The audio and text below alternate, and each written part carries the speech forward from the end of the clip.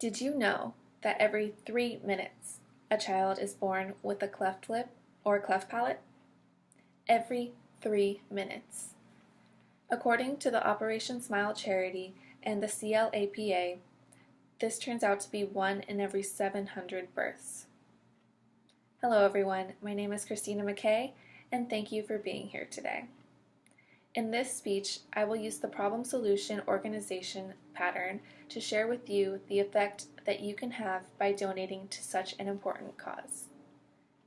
Before I go into further detail, I want to explain what a cleft lip and a cleft palate are.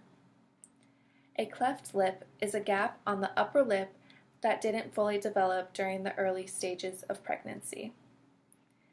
This gap can sometimes be on the roof of the mouth, in which then it would be called a cleft palate. It is called a unilateral cleft if it is affecting one side of the mouth, and it is a bilateral cleft if it affects both sides. If the cleft goes all the way up into the nose, then this is known as a complete cleft. In some cases, children are born with both a cleft palate and a cleft lip, and require multiple surgeries to correct it. Now you may be thinking, how does this happen? And why are there so many children born with this defect? There are many causes for cleft gaps, and they are not always able to be controlled. There are genes that are involved in the formation of a cleft gap, and it can be passed down through generations. The Centers for Disease Control and Prevention states that if a woman is taking medication for epilepsy and she's pregnant, or a woman with diabetes is pregnant, then their child is at an increased risk of being born with a cleft gap. There are other factors that can cause the formation of a cleft gap, including poor nutrition during pregnancy and exposure to harmful substances. There are also some causes that are still unknown to doctors and scientists today. Although I was not born with a cleft lip or a cleft palate, I feel very passionately about this cause. You wouldn't know by looking at me, but one of my front teeth is an implant. When I was about 10 years old, I was playing on the playground at my local park, and I tripped and fell, hitting my mouth on the cement and knocking my tooth into the sand. I know this sounds graphic, but what I remember is seeing a bunch of blood all in front of me and having my brother next to me crying and feeling really scared. It was a scary experience for me too, and I had to have 2 oral surgeries to repair my smile. Afterwards, I had braces for 4 long years, and I can finally say that I love my smile. Before my surgeries and braces, I was not confident in myself, and I actually hated my smile. Getting my teeth fixed helped me so much with my confidence and my self-esteem. I try my best to live a positive lifestyle and be happy and smile throughout my day.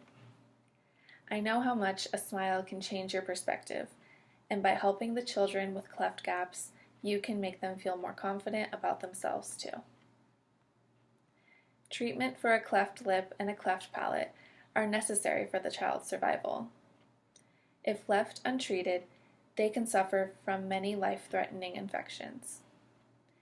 It is recommended that the child have cleft lip surgery before being 3 months old, and cleft palate surgery between 12 and 18 months. Even after these early surgeries, many children have to have an additional surgery when they get older. Dental and orthodontic care are important to stay on top of because these children are at a higher risk of tooth decay. Unfortunately, not all families can afford the surgeries to correct the cleft gap. If left untreated, the child can suffer from malnutrition or even starvation from difficulty feeding. The child can also suffer from ear infections that can lead to hearing loss. In most cases, after surgery, the hearing issues clear up between the ages of 6 and 8 years old. However, long-term issues can occur. Along with these physical effects, the children can also suffer from emotional effects such as bullying and isolation. Bullying is a common problem throughout all stages of life. Even though we are living in a more accepting era, there are still people who have harsh judgments towards others. Bullying isn't always right in front of your face also. Cyberbullying has grown along with the growth of social media websites. Some people who are bullies say mean things about others just because of jealousy. The surgeries for the children with cleft gaps result in a small scar, and by the time that they are older, you can barely even see it. Even though we cannot control what other people say, having these surgeries will help the children to feel more like everyone else and more comfortable in their appearance. In my research about this topic, I was happy to find so many organizations and support for this cause. I had heard about Operation Smile and the work that they do to provide surgeries to children and families who could not afford it. There are also so many organizations and support groups that are doing research and provide resources to those in need. Every child deserves to be happy and healthy, and all of these groups help to make that possible. By providing surgeries to these children, they have the opportunity to live a normal childhood and feel more confident in themselves.